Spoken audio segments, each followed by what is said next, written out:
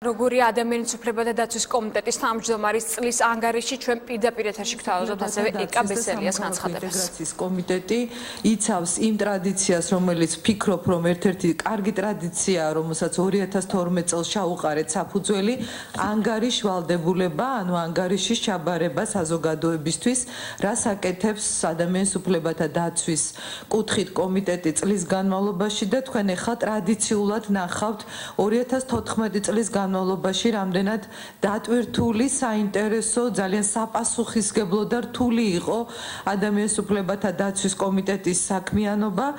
მე მინდა გამოვყო ძალიან მნიშვნელოვანი მომენტები, რომლითაც დაიტვირთა წლევანდელი წელი, განსაკუთრებით ხაზგასმით მინდა აღნიშნო ადამიანის უფლებათა დაცვის კომიტეტი გაეროს ადამიანის უფლებათა დაცვის კომიტეტის რეკომენდაციები, მათი შეფასება, რომლის თანახმად პირდაპირ და ხაზგასმით იყო ნათქვამი, რომ ჩვენ ადამიანის უფლებების დაცვის სტანდარტის თვალსაზრისით გვაქვს ძალიან მნიშვნელოვანი პროგრესი და წინსვლა და კომიტეტს ისევე როგორც მთლიან მთავრობას და ხელისუფლებას აკისრია ძალიან მაღალი პასუხისმგებლობა ბოლომდე მიიყვანოს ყველა ის საქმე, რომელიც გამოძიების პროცესშია ან უნდა დაიწყოს გასულ წლებში ჩადენილი ადამიანის უფლებების მასშტაბურ დარღვევებთან დაკავშირებით და ამ მხრივ მე ვფიქრობ ძალიან საინტერესო სტატისტიკა გამოჩნდება ეხლა ჩვენ რასაც ვაჩვენებთ. კომიტეტი ისევ რჩება ლიდერ კომიტეტად პარლამენტში მოქალაქეთა მომართვის თვალსაზრისით. ჩვენ გვინდა პირველ რიგში გამოვყოთ სამი მიმართულება, რომელთაც ადამიანის უფლებათა დაცვის კომიტეტი მუშაობდა. ეს არის საკანონმდებლო საქმიანობა, საპარლამენტო კონტროლი და რეაგირება ადამიანის უფლებებზე, ადამიანის უფლებების დარღვევის ფაქტებზე.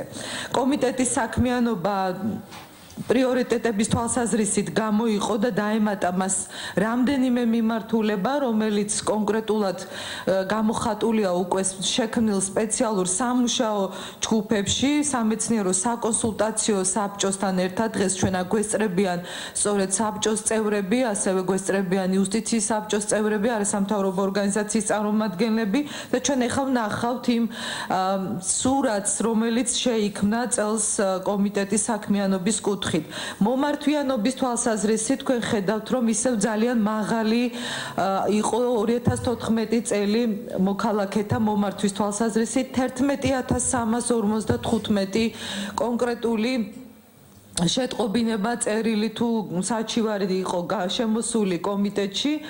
თქვენ ხედავთ დინამიკა როგორი არის 2010 წლიდან. თქვენ უსმენთ ეკა ბესელიას ეს იყო ანგარიში, წლის ანგარიში ადამიანის უფლებათა დაცვის კომიტეტის თავმჯდომარის მიერ გაკეთებული განცხადებები.